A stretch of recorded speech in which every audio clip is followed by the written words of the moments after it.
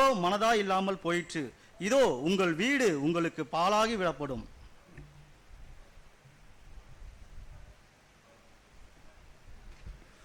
இந்த ஒரு வசனத்தை மையமாக கொண்டு நம்ம இன்றைக்கு செய்தியை கேட்க இருக்கிறோம்.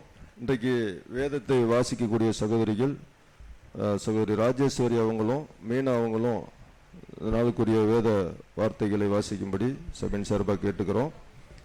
இந்த ஒரு செய்தியை நமக்கு பகிர்ந்து கொடுக்கும்படி நம்ம மத்தியில் இருக்கிற அன்பு சகோதரர் ராஜா குச்சிப்பாளையம் அவர்களை சபையின் சார்பாக கேட்டுக்கிறோம்.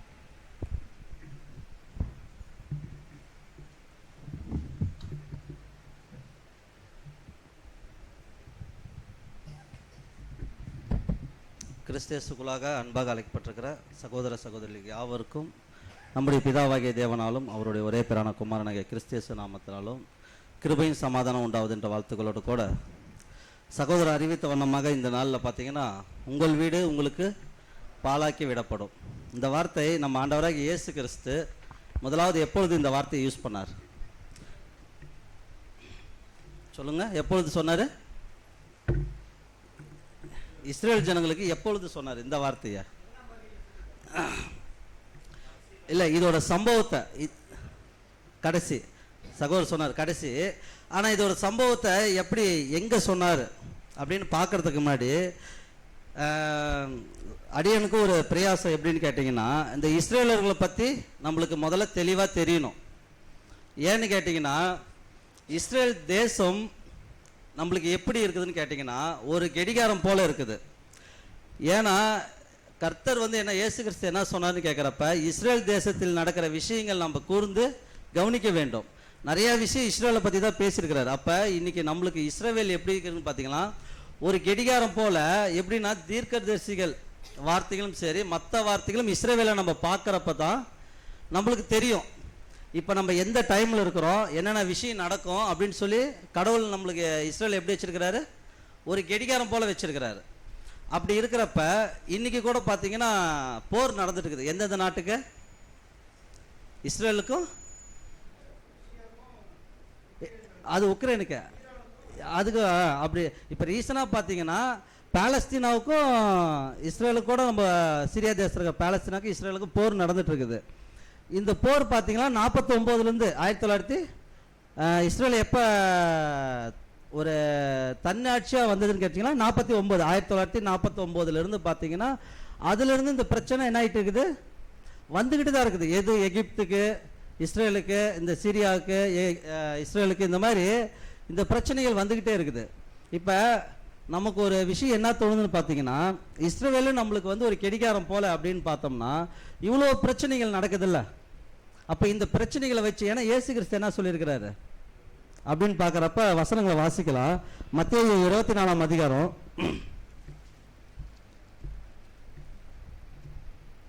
மத்தேயு 24:1 வாசிங்க. இயேசு தேவாலயத்தை விட்டு புறப்பட்டு போகையில் அவருடைய சீசர்கள் தேவாலயத்தின் கட்டடங்களை அவருக்கு காண்பிக்க அவரிடத்தில் வந்தார்கள். இயேசு அவர்களை நோக்கி, இவைகளை எல்லாம் பார்க்கிறீர்களே, இவ்விடத்தில் ஒரு கல்லின் மேல் ஒரு கல்லிராதபடிக்கு எல்லாம் இடிக்கப்பட்டு போகும் என்று மெய்யாகவே உங்களுக்கு சொல்லுகிறேன் என்றார். ஆமா சிஸ்டர், இப்போ என்னன்னு பார்க்குறப்ப இயேசு கிட்ட சீஷர்கள் கூப்பிட்டு கேட்குறாங்க, இந்த கட்டிடங்கள் எப்படி இருக்குது பாருங்க அப்படின்றாங்க. இந்த கட்டிடம் எதுனா தேவாலயத்தை தான் காட்டுறாங்க. தேவாலயத்தை காட்டுறப்ப இயேசு கிறிஸ்து சொல்றாரு, ஒரு கல்லின் மேல் ஒரு கல் இல்லாதபடிக்கு போகும் காலங்கள் வரும் அப்படின்றாரு. சீஷர்கள் என்ன பண்றாங்கன்னா இது எப்பொழுது நடக்கும்னு கேட்குறாங்க அவர்கிட்ட. ஏன்னு கேட்குறப்ப இதுல 3 வாசிங்க. அதுல பின்பு அவர் ஒலிவ மலையின் மேல் உட்கார்ந்திருக்கையில் சீஷர்கள் அவரிடத்தில் தனித்து வந்து, இவைகள் எப்பொழுது சம்பவிக்கும்? உம்முடைய வருகைக்கும் உலகத்தின் முடிவுக்கும் அடையாளம் என்ன?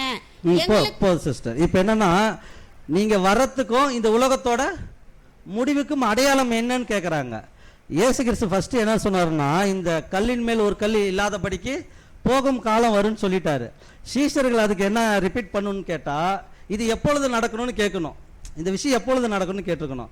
ஆனால் இவங்க கேட்ட தோரணை எப்படி இருக்குதுங்க, இது எப்பொழுது நடக்கும், உங்களுடைய வருகைக்கு என்ன அடையாளம்னு கேட்குறாரு. இப்போ இயேசு கிறிஸ்து என்ன பண்ணுன்னு கேட்டிங்கன்னா, தேவாலயத்தை பற்றி தான் நாங்கள் பேசணும். அந்த வசனம் அப்படியே தொடர்ச்சியாக வாசுங்க. இயேசு அவர்களுக்கு பிரதியுத்தரமாக, ஒருவனும் உங்களை வஞ்சியாதபடிக்கு எச்சரிக்கையாயிருங்கள். ஏனெனில் அநேகர் வந்து என் நாமத்தை தரித்துக்கொண்டு நானே கிறிஸ்து என்று சொல்லி அநேகரை வஞ்சிப்பார்கள். முதல் பாயிண்ட் சொல்றாரு, என் நாமத்தை தரித்து கொண்டு உங்களிடத்தில் வந்து ஏமாற்றுவாங்கன்றாங்க. அடுத்தது படிங்க. யுத்தங்களையும் யுத்தங்களின் செய்திகளையும் கேள்விப்படுவீர்கள். கலங்காதபடி எச்சரிக்கையாயிருங்கள். இவைகள் எல்லாம் சம்பவிக்க வேண்டியதே, ஆனாலும் முடிவு உடனே வராது. இங்க என்ன பண்றாருன்னா, யுத்தங்களை பத்தி செய்தியை பத்தி சொல்றாரு. இதெல்லாம் நடக்க வேண்டியது, ஆனா கலங்காதீங்க, முடிவு உடனே வராதுன்ட்டாரு. அடுத்தது படிங்க. அப்படியே 8 7 படிங்க. 7ங்க. ஜனத்துக்கு விரோதமாய் ஜனமும் ராஜ்யத்துக்கு விரோதமாய் ராஜ்யமும் எழும்பும். பஞ்சங்களும் கொள்ளை நோய்களும் பூமி எதிர்ச்சிகளும் பல இடங்களில் உண்டாகும். அது கீழே 8 படிங்க. இவைகள் எல்லாம் வேதனைகளுக்கு ஆரம்பம். ஆமா, மறுபடியும் அதான் சொல்றாரு, இவைகள்லாம் வேதனைக்கு ஆரம்பம் அப்படின்னு சொல்றாரு. அதுக்கப்புறம் பாத்தீங்கன்னா 9 படிங்க. அப்பொழுது உங்களை உபத்திரவங்களுக்கு ஒப்பு கொடுத்து உங்களை கொலை செய்வார்கள். என் நாமத்தின் நிமித்தம் நீங்கள் சகல ஜனங்களாலும் பகைக்கப்படுவீர்கள். இப்ப என்னன்னா, இந்த தீர்க்கதரிசனம் எதை பத்தி பேசுறாருன்னு கேட்கிறப்ப கட்டடங்களை பத்தி எல்லாம் பேசல, அவருடைய வருகை பத்தி தான் பேசுறாரு. ஆனா சீஷர்கள் என்ன கேட்டாங்க, இதெல்லாம் எப்பொழுது நடக்கும், இந்த கட்டடங்கள் இல்லாத போகிறது எப்பொழுது நடக்குன்னா, அவர் என்ன சொல்லியிருக்குன்னா, இந்த கட்டடங்கள்லாம் இந்த டைம்ல இல்லாத போகும்பா, இந்த விஷயம் நடக்கும்பா அப்படின்னு சொல்லியிருக்கணும். ஆனா இதுல பாக்குறப்ப என் நாமத்தை தரித்து கொள்வார்ன்றாரு, யுத்தங்கள் செய்தியும் வருன்றாரு, ஜனத்துக்கு விரோதமா ஜனம் எழுமுன்றாரு, இவைகள் எல்லாம் வேதனைக்கு ஆரம்பம்ன்றாரு. அப்ப இது எதை பத்தி பேசியிருக்கிறான்றப்ப, அவரு எப்ப வரப்போறாரோ அதுக்கு முன்பதாக நடக்கிற நிகழ்வு, இதெல்லாம் ஸ்டார்டிங், நான் வரதுக்கு உண்டான அறிகுறி அப்படின்ட்டாரு. அப்ப தேவாலயத்தை பத்தி இடிக்கிற காலத்தை பத்தி பேசியிருக்கணும்ல, ஏன் பேசல? நம்ம கேட்கணும்ல. அவங்க கேட்டது, நான் தேவாலயத்தின் மேல் ஒரு கல்லில் மேல் கல் இல்லாதபடிக்கு போகும் காலம் பற்றி தான் பேசுறாரு. அப்ப அதை பத்தி அவர் பேசியிருக்கணும்ல. நம்மளுக்கு ஒரு கேள்வி, இப்ப இந்த பாடம் எப்படி நம்ம எடுக்கிற இந்த மெத்தேடு அப்படின்னு கேட்டிங்கன்னா, நம்ம போன மாசம் ஒரு பாடம் கேட்டிருந்தோம், மேசியாக வந்த இயேசு கிறிஸ்துவை ஏன் யூதர்கள் ஏற்றுக்கொள்ளவில்லை. ஆனா இயேசு கிறிஸ்து எப்படிதான் வரணும்னு அவங்க யோசிச்சாங்கன்னு பாக்குறப்ப ஒரு ரட்சகரா தான், ஆனா ஒரு ரட்சகரா தானே வந்தாரு, அப்படியே அவரை ஏற்றுக்கொள்ளவில்லை அப்படின்னு நம்ம கேள்வி கேட்கிறப்ப, அவங்க நினைச்ச மாதிரி அவங்களோட இஸ்ரேல் தேசத்தை விடுதலையாக்கி அந்த ஆலயத்தை கட்டி கொடுத்து அவங்களோட ஆளுகை பெரிய, அதாவது இஸ்ரேலை மையமாக கொண்டு உலகம் ஃபுல்லா அரசாட்சி பண்ற மாதிரி ஒரு மேசியா வருவாருன்னு எதிர்பார்த்தாங்க. ஆனா இயேசு கிறிஸ்து எப்படி தான் வந்தாருன்னா, ஆமா வந்தாரு, ஆனா அவர் எப்படி வந்தாரு, மீட்பரா தான் வந்தாரு, மேசியாவா தான் வந்தாரு. அப்ப அவங்க நினைச்சதுக்கும் இயேசு கிறிஸ்து வந்ததுக்கு என்ன மாற்றங்கள் இருக்குது, அத என்ன வித்தியாசம் இருக்குது? இல்ல கரெக்ட், ஆனா மீட்க வந்தாரு, இவங்க புரிஞ்சது மாம்ச ரீதியாக, ஆனா கிறிஸ்து வந்தது உலக ரட்சகரா வந்தாரு, இஸ்ரேல் ஜனங்களுக்காக மாத்திரமல்ல உலகத்துக்கே மீட்பரா வந்தாரு. வந்து எப்படி மீட்டெடுக்கணும், ஆதியாகமத்தில் சொல்லப்பட்டது போல, அவர் உன் தலையை அந்த ஸ்திரீயின் வித்துக்கு. அப்ப இவர் எப்படின்னா உலகத்தோட பாவத்திலிருந்து மீட்டெடுக்கிறவரா வந்தார். ஆனா அவங்க எப்படி நினைச்சிட்டாங்கன்னா, லிட்டரலாவே ஒவ்வொரு தடவையும் அவங்களுக்கு வர பிரச்சனைகள் வரப்ப ஒவ்வொரு ராஜாக்கள் மீட்டெடுத்தாங்க இல்லைங்களா, அந்த பாணியிலே நினைச்சு பார்த்துட்டாங்க. அது இல்லாம அவங்க என்ன நினைச்சிட்டாங்கன்னா, தேவாலயத்தை எங்களுக்கு கட்டி கொடுக்குறவர் ஒரு மேசியாவா இருந்தார். ஆனா இயேசு கிறிஸ்து வந்து அகிம்சை பண்றவரா தான். எப்படின்னா, ஒருவன் உன்னை அடிச்சா அடி வாங்கிக்கோ. இப்ப நம்மளுக்கு கூட சுதந்திரம் எப்படிங்க கிடைச்சிச்சு, அகிம்சை தானே. எவ்வளவு பேர் நம்ம சுதந்திரத்துக்காக செத்து போனாங்க. அப்ப இயேசு கிறிஸ்து எப்படின்னா அகிம்சை வழியில போய் மீட்டெடுக்கணும். அப்ப உதாரணத்துக்கு இயேசுவை மேசியாவா அவங்க ஏத்திருந்தா அவங்களுக்கு விடுதலை எப்ப கிடைச்சிருக்கும்? இப்ப அவங்க நினைச்ச மாதிரி அடிச்சு ரோம் ராஜ்யத்துக்கு எதிராக சண்டை போட்டு அந்த ராஜ்யத்தை மீட்டு இஸ்ரேலுக்கு கொடுக்கறதோட, அகிம்சையா சண்டையே போடாம சரி போராட்டம் பண்ணி அடிச்சாலும் அடி வாங்கி அப்படின்னு தான் அந்த தேசத்தை எப்ப மீட்டு எடுத்துருக்கலாம். இப்ப நம்ம மீட்டு எடுத்தோமா இல்லைங்களாங்க, நம்ம முன்னோர்கள் மீட்டு எடுத்தாங்க இல்லைங்களா இந்தியாவை. அப்ப இஸ்ரேலை மீட்டு எடுக்க முடியுமா, முடியாதா? அப்ப இயேசு கிறிஸ்து எப்படி வந்து மீட்டு எடுக்கணும்னு ஒரு மெத்தேட் இருக்குது.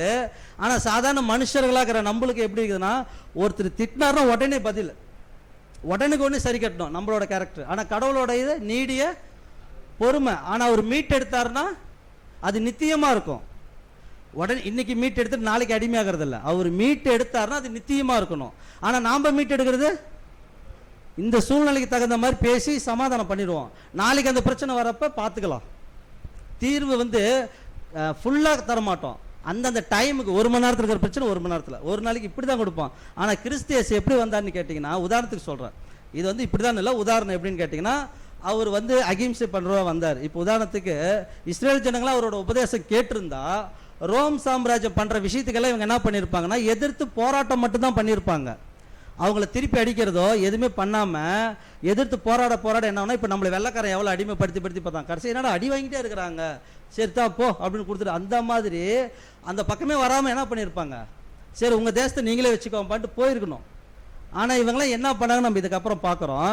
ஆனால் இவங்களாம் எதிர்த்து போகிறாங்க. இந்த பாடம் எப்படி அமையுதுன்னா, ஏன் இயேசுவை முதல்ல ஏற்றுக்கல அவங்க பார்வையில் ஒன்று.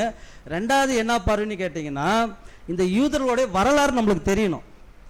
ஏன்னா நம்மளுக்கு வரலாறுகள் தெரியாதனால தான் ஒரு சில வசனங்கள் நம்ம எடுத்து எப்படி பேசிக்கிறோம்னா உதாரணமாக பேசிக்கிறோம். உதாரணத்துக்கு அப்போஸ்தலர்கள் 12 பேர் இருந்தாங்களா? 12 பேத்துக்கும் கல்யாணம் ஆயிடுச்சா? நம்மளுக்கு கேள்வி இருக்குது இல்லைங்களா? 12 பேருக்கு கல்யாணம் ஆயிடுச்சான்னு ஒரு கேள்வி இருக்குது. 12 பேர் எப்பெல்லாம் மரிச்சாங்கன்னு நம்மளுக்கு டவுட் இருக்குல்ல? ஏன்னு கேட்டிங்கன்னா நம்ம சீஷர் தானே சொல்கிறோம். சீஷருடைய வரலாறே நம்மளுக்கு தெரியல, அப்புறம் என்ன நம்ம சீஷர்? ஒருத்தர் கேட்குறாரு, நீங்கள் அப்போஸ்தலர் வழியில் வந்தவங்க தானே? ஆமாங்க, நாங்கள் சீஷராக இருக்கிறோம். சரிங்க, இப்போ தோமா இறந்தாருன்னா இந்தியாவில் வந்து இறந்தார். பர்திலேமின்னு ஒருத்தர் சொல்கிறோம், அவர் எப்படி இறந்தார் அப்படின்னு கேட்டால் என்ன சொல்லுவோம்? பைபிளில் கொடுக்கப்படலைங்க. சரி ஓகே, பைபிள் எத்தனை புக்குங்க உங்களுக்கு கொடுக்கப்பட்டிருக்குது? 66ங்க. 66ஆ? ஜீசஸ் 66 புக்குன்னு சொல்லிக்கிறாரா? இல்லைங்க. பிதா சொல்லியிருக்கிறாரா? இல்லைங்க. அப்போஸ்தலர் சொல்லிக்கிறாங்களா? இல்லைங்க. அப்புறம் 66 எப்படிங்க பிரிச்சிங்க? கொடுக்கப்பட்டது 66 தாங்க. கொடுக்கப்பட்டது 66ன்னு பிரித்தது யாருங்க? அந்த வரலாறு சொல்லுங்க. நீங்கள் தான் சீஷராச்சே. இது உங்களுடைய புக்கு தானே. உங்களோட வீடு எப்படி நீங்கள் பாதுகாப்பாக வச்சுருப்பீங்க? அடுத்த உள்ளே வந்து விட்டுருவீங்களா? அப்போ உங்களுடைய சொத்து தானே இது. இதை பிரித்தது யாரு? கேள்வி கேட்டால் கரெக்டாக சொல்லணும் இல்லைங்களா? இல்லைங்க, தெரியாதுங்க, ஒன்றே ஒன்று தெரியுங்க, இயேசு கிறிஸ்துவை பின்பற்று. சரிங்க, எப்படிங்க பின்பற்றணும் அப்படின்னு கேட்பாரு. எப்படி பின்பற்றினா, அடி ஒருத்தர் அடித்தா அடி வாங்கக்கூடாதுங்க. அப்படிங்களா? வாங்க நான் போட்டு அடின்னு அடிக்கிறேன், டெய்லி வந்து அடிக்கிறேன், வாங்கிக்குவீங்களான்னு கேட்டால் அப்போ எவ்வளோ ஒரு கேள்வி நம்மளுக்குள்ளே இருக்குது, எவ்வளோ விஷயங்கள் இருக்குது. 12 சீஷர் வரலாறு தெரியல, எதுவுமே நம்மளுக்கு தெரியல. எப்படி மரிச்சாங்க, எல்லாரும் கல்யாணம் பண்ணாங்களான்னு கேட்டால் உதாரணத்துக்கு ஒருத்தர் சொல்லுவோம், பேதுரு கல்யாணம் பண்ணாருங்க அப்படின்னு சொல்லுவோம். பேதுருக்கு அப்புறம் எல்லாரும் கல்யாணம் பண்ணாங்களான்னு கேட்டால் தெரியாதுங்கன்னு. ஆனால் வசனம் இருக்குது. ஏன்னு கேட்டால் பவுல் ஒரு இடத்துல எழுதுறாரு, அந்த வசனங்கள் நான் நோட் பண்ணல, உங்களுக்கு நான் அடுத்த பாடத்தில் அதெல்லாம் நோட் பண்ணி ஒரு பாடம் எடுக்கும். சீஷர்கள் வரலாறுன்னு ஒன்று எடுப்போம், அதை பற்றி பேசுவோம். சீஷர்கள் சில பேர் கல்யாணம் பண்ணியிருக்கிறாங்க, அது எவிடன்ஸ் இருக்குது. சீஷர்கள் எப்படி மரிச்சான்னு கேட்குறப்ப எல்லாருமே ரத்த சாட்சியாக தான் மரிச்சாங்க. யாக்கோபுக்கு வசனம் இருக்குது, நம்ம படிக்கிறோம் அப்போஸ்தலரில். அதுக்கப்புறம் நிறைய சீஷர்களுக்கு வரலாறு ரீதியான எவிடன்ஸ் இருக்குது எப்படி மரிச்சாங்கன்னு. ஆனால் இந்த வரலாறுலாம் நம்ம என்ன பண்ணுறோன்னு கேட்டிங்கன்னா படிக்கிறது இல்லை. அதே அந்த வரலாறுகளை படித்தாதான் அதுக்கு உண்டான பேஸ் மட்டமான சத்தியங்கள் நம்ம ஈவனாக வைக்க முடியும், கரெக்டாக வைக்க முடியும். படிக்கட்டா நம்ம தெரியாதனால தான் நம்ம மைண்டுக்கு வரது ஒரு சில வசனங்கள் எடுத்து இப்படி தான் இருக்கும் இப்படி தான் இருக்குன்னு பேசிட்டு போயிடுறோம். அதனால தான் வேதத்தை எப்படின்னா சத்தியத்தையும் அறிவீர்கள், சத்தியம் தான் விடுதலை ஆகும். இன்றைக்கி நம்ம விடுதலை ஆகிருக்கிறோமானா கொஞ்சம் கொஞ்சமாக தான் விடுதலை ஆகிருக்கிறோம். இந்த பேஸ் மட்டம் எப்படி இருக்குன்னு முதலாவது நம்ம தெரிஞ்சு, ஏன்னா சீஷர்கள் வகுப்பார் நாம் பண்ணுறப்ப எல்லா விஷயத்தையும் கற்றுக்கொண்டு தெளிவாக தான் வரணும். 1ஆவதுல நம்ம படிக்கணும், 1ஆவது ஃபுல்லாக தெரிஞ்சுக்கணும். 1ஆவதுல படிக்கிறவர் 5ஆவதுல கால் வைக்கக்கூடாது. முதலாவது 1ஆவது ஃபுல் டீட்டெயில் உனக்கு தெரியுதா? தெரியல, கற்றுக்கோ. 5ஆவது பாடங்களை காதில் கேட்டுக்கோ. 1 விட்டுட்டு நீ 5க்குள்ளே போய் ஆராய்ச்சி பண்ணக்கூடாது. 1, 2, 3 அது ஸ்டெப் பை ஸ்டெப் வரணும். அதனால தான் இந்த பாடங்களை எப்படி அமைதுன்னு கேட்டிங்கன்னா, முதலாவது யூதர்களை ஏன் ஏற்றுக்கொள்ளவில்லை, மேசியானா யார், அந்த யூதர்களுடைய வரலாறுகளை முதலாவது தெரிஞ்சு கொண்டு அது அடிப்படையில் இருக்கிற சத்தியங்கள் பார்க்கணும். ஏன்னு கேட்குறப்ப நம்ம சொன்னோம் ஃபஸ்ட்டு இஸ்ரேல் தேசம் எப்போ சுதந்திரம் பெற்றதுன்னு கேட்குறப்ப 49 அதில் இயேசு கிறிஸ்து ஒரு வசனம் சொல்லுவார், அத்தி மரத்தையும் மற்ற மரத்தையும் பாருங்க அப்படின்னு. இந்த பாடத்தை நம்மளுக்கு பேஸ் மட்டுமா கொடுத்தாங்க. எப்படி கேட்குறப்ப இஸ்ரேல் 49 சுதந்திரம் பெற்றது, அதனால இயேசு கிறிஸ்து வந்துட்டாரு அப்படி தான் சொன்னாங்க. வாசல் அருகிலே இதே நிற்கிறாரு, அப்போ இயேசு கிறிஸ்து கண்ணுக்கு தெரியாத ராஜ்யம் ஸ்டார்ட் ஆயிடுச்சு அப்படின்னு நம்மளுக்கு ஒரு பாடம் எடுத்திருப்பாங்க. ஆனால் 49 இயேசு கிறிஸ்து வந்ததுனால இஸ்ரேல் தேசம் ஒன்று உருவானுச்சா அப்படின்னு நம்ம செக் பண்ணியிருக்கிறோமா என்னைக்குனாச்சும்? ஏன் செக் பண்ணலன்னு கேட்டிங்கன்னா, உதாரணத்துக்கு ஒரு 2-3 பாடங்கள் ஓரளவுக்கு எடுத்துட்டு நம்மளுக்கு பிடிச்ச மாதிரி எடுத்துட்டோமா, 3ஆவது பாடம் அவர் எடுத்தாருன்னா கரெக்டாக தான் இருக்குன்னு நம்ம நினைப்போம். அதுதான் தப்பு நம்ம பண்ணுறோம். இன்றைக்கி நான் இந்த பாடம் எடுக்கிறேன்னா யாருமே முதல்ல நம்பக்கூடாதுன்னா இந்த பாடம் கரெக்டாக தான் செக் பண்ணிக்கணும். செக் பண்ணாமல் இவர் கரெக்டாக தான் எடுப்பார் அப்படின்னு நினச்சிங்கன்னா அது வஞ்சனைக்குள்ளாக போயிடும். ஏன்னு கேட்குறப்ப அப்போஸ்தலர்கள் கூட போதனை பண்ணுறப்ப ஒரு பட்டணத்தார் என்ன பண்ணாங்கன்னா அவர் பேசுறது கரெக்டாக தான் செக் பண்ணாங்களா இல்லைங்களா? ஆனால் சீஷராகி நாம் இப்போ ஒரு சப்ஜெக்ட் நான் எடுத்துகிட்டு போனோன்னு எத்தனை பேர் செக் பண்ணியிருக்கிறீங்க? நான் தவறுதலாக கூட வச்சுட்டு போயிடலாமே. எத்தனை பேர் எனக்கு ஃபோன் பண்ணி கேட்டுருக்கிறீங்க, இந்த வசனம் தப்பு தப்பாக இருக்குது இதை எப்படி நீங்கள் பேசலான்னு கேட்டிருக்கிறீங்க, இல்லை சரி பண்ணிக்கோங்கன்னு எப்படி சொல்லியிருக்கிறீங்க? எத்தனை பேர்த்துக்கு ஸ்பீக்கருங்களுக்கு நீங்கள் ஃபோன் பண்ணி கேட்டிருக்கீங்க தனிப்பட்ட இதெல்லாம்? கேட்க மாட்டோம். நம்ம யார்கிட்ட சொல்லுவோம்னா ஒரு வசனம் டவுட்னா மற்றவங்கள்ட்ட போய் சொல்லுவோம், சம்மந்தப்பட்ட நபர்கிட்ட சொல்ல மாட்டோம். ஆனால் அந்த பட்டணத்தில் பெரியார் பட்டணத்தில் எப்படி இருந்தாங்கன்னா பவுலே வாசிச்சா கூட வேதத்தில் கரெக்டாக தான் செக் பண்ணியிருக்கிறாங்க. அதனால தான் அவங்க நற்குல சாலிகள், அவங்கள வந்து ஏமாற்ற முடியாது. ஆனால் இன்னைக்கு ஈஸியாக நம்மளை ஏமாற்றிட்டு போயிடுறாங்க. ஒரு சப்ஜெக்ட் எடுத்து ஈஸியாக ஏமாற்றிட முடியும். ஏன்னு கேட்டால் நம்ம வேதத்தையும் வாசிக்கிறதில்ல, அந்த சப்ஜெக்டையும் செக் பண்ணுறதில்ல, இல்லை அந்த வீடியோ வந்துச்சுன்னா மறுபடியும் போட்டு கேட்டு அவர் என்ன ஏன்னா நம்ம குறை பார்க்கறது கிடையாது, சத்தியங்கள் கரெக்டாக தான் பேஸ் மட்டும் பார்க்கணும். அந்த கடமை யாருக்கு இருக்குதுன்னு கேட்டிங்கன்னா மூப்பர்களுக்கு இருக்குது மெயினாக. ஏன்னு கேட்குறப்ப எல்லாரும் சப்ஜெக்ட் கொடுக்குறப்ப இதுதான் கரெக்ட்னு விட்டுறக்கூடாது. அந்த ஆடுகளை மேய்க்கிற வேலை அவங்களுக்கு இருக்கிறதுனால தீனிகள் எப்படின்னு செக் பண்ணுற வேலை அவங்களுக்கு இருக்குது. அதே மாதிரி இந்த பாடம் இந்த யூதர்களுடைய வரலாறுல தான் வருது. இப்போ நம்ம பாடத்துக்குள்ள கடந்து செல்வோம். இந்த இடத்துல பார்க்குறப்ப இயேசு கிறிஸ்துவோட செகண்ட் கம்மிங் பற்றி தான் பேசியிருக்கிறாரு தவிர தேவாலயத்தை பற்றி பேசினாரான்னு கேட்டால் கிடையாது. ஃபர்ஸ்ட் வாக்கியம் மட்டும் தான் சொல்லிக்கிறாரு, இந்த கல்லின் மேல் கல் இராதபடிக்கு போகும் தான் சொல்லிக்கிறாரு. ஆனால் அது கீழே பார்க்குறப்ப சீஷர்கள் அவருடைய வரலாறு தான் பேசியிருக்கிறார். அதே மாதிரி மார்க்லையும் அதே மாதிரி தான் என்ன பண்ணுவார்னு கேட்குறப்ப மார்க்லையும் அதே மாதிரி தான் பேசுகிறாரு. இயேசு கிறிஸ்துவோட செகண்ட் கம்மிங் மட்டும் தான் பேசுகிறாரு. அப்போ இந்த விஷயம் எங்கே தான் பேசுகிறான்னு பார்க்குறப்ப லூக்கா எடுத்துக்கலாம். லூக்கா 19ஆம் அதிகாரம்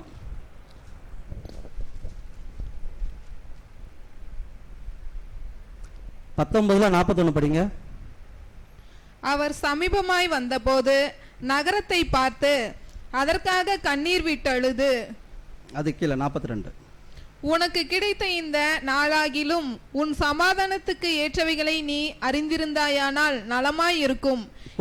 போதும் சிஸ்டர். இப்போ என்னன்னா இந்த வசனங்கள் எங்கே சொல்லியிருக்குதுங்க, எந்த இடத்துல சம்பவம் நடந்திருக்குது? இந்த வசனங்கள் படிக்கிறப்ப அவர் கழுதையின் மேலே ஏறி போனார்னா எங்கே போனாருங்க? தேவாலயத்தை நோக்கி போறப்ப. இது நீங்க மெயினா வச்சுக்கணும். ஏன்னு கேட்கறப்ப இது அந்த உங்கள் வீடு பாழாக்கி விடப்படும் அப்படின்ற வசனம் அது எந்த இடத்துல மையமா சொல்லியிருக்கிறாருன்னு பார்த்தீங்கன்னா வசனங்களை வாசிக்கலாம். மத்தேயு 23ஆம் அதிகாரம் 1ஆம் வசனம் மட்டும் வாசிங்க.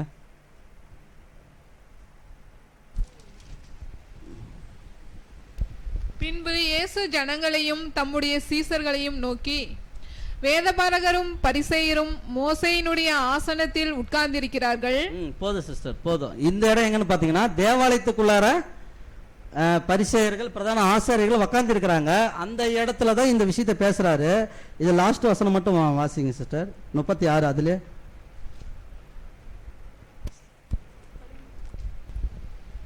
இவைகளெல்லாம் இந்த சந்ததியின் மேல் வருமென்று மெய்யாகவே உங்களுக்கு சொல்லுகிறேன். அதுல 9 வாசிங்க சிஸ்டர். பூமியிலே ஒருவனையும் உங்கள் பிதா என்று சொல்லாதிருங்கள். சிஸ்டர் மன்னிக்கணும், 23:37. எருசலேமே எருசலேமே, தீர்க்கதரிசிகளை கொலை செய்து உன்னிடத்தில் அனுப்பப்பட்டவர்களை கல்லெறிகிறார்களே, கோழி தன் குஞ்சுகளை தன் சிறகுகளின் கீழே கூட்டி சேர்த்து கொள்ளும் வண்ணமாக நான் எத்தனை தரமோ உன் பிள்ளைகளை கூட்டி சேர்த்து கொள்ள மனதாய் இருந்தேன், உங்களுக்கோ மனதில்லாமற் போயிற்று. போதும். இப்ப இந்த வசனம் எங்க சொல்றான்னு கேக்குறப்ப தேவாலயத்துல பிரதான ஆசாரியரும் எல்லாரும் உக்காந்துட்டு இருக்கிறப்ப அவர்களை பத்தி எச்சரிக்கையா இருங்கன்னு சொல்றாரு. சொல்லிட்டு நீங்க லாஸ்ட் அந்த அதிகாரத்தில் லாஸ்ட் பக்கம் வாட்சி பாத்தீங்கன்னா இந்த வசனத்தை பத்தி பேசியிருப்பாரு.